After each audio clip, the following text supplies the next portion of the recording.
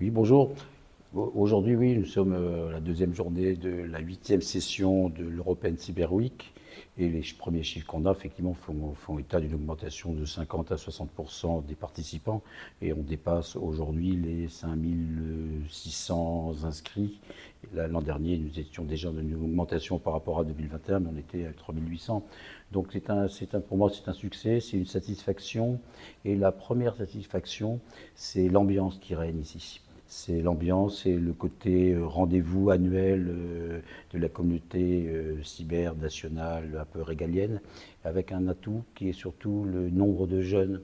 Je ne sais pas si vous avez peu fréquenté les allées, mais je suis très surpris et très heureux de voir qu'on est sur un salon de la moyenne d'âge de peut-être autour de moins de 30 ans.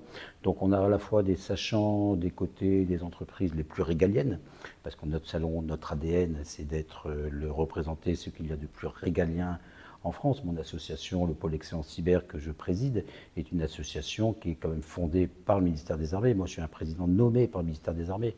Donc le ComCyber, la DGA, nos services de renseignement sont extrêmement présents. Vous avez vu, vous avez des stands quasiment de l'ensemble des services de renseignement de l'État français.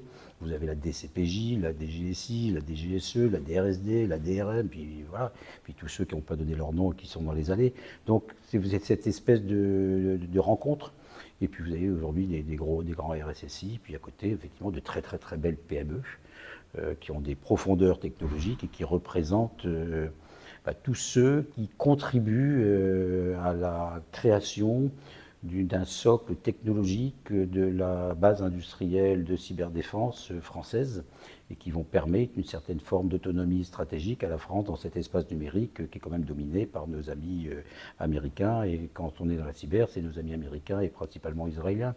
Et quand on voit comment cet espace numérique évolue, comment tous les enjeux, notamment de désinformation, d'attaque informatique, c'est très important de retrouver une certaine forme de souveraineté, et une souveraineté qui ne peut se concevoir qu'à partir d'entreprises performantes qui vont se développer, d'où European Cyber Week, qui est de dire, OK, on est en Bretagne, au cœur de la France, cœur de la partie plus régalienne de l'État français, et on est là pour partir s'exporter, pour gagner des marchés, parce qu'avoir des sociétés qui ne savent pas se développer, ça ne sert pas à grand-chose, parce que dans 5 ans, elles disparaîtront.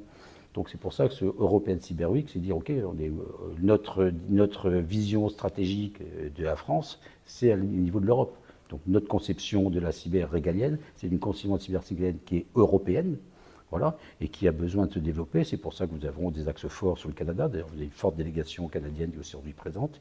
Et de l'autre côté, sur Singapour, accès au marché asiatique, vous avez une délégation singapourienne qui est présente. Voilà.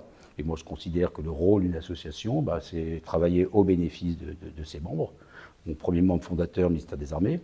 Mon deuxième membre fondateur, le ministère Bretagne. Puis après, l'ensemble des entreprises, en particulier les PME, qui doivent s'allier avec les grands groupes. Tous les grands groupes sont présents.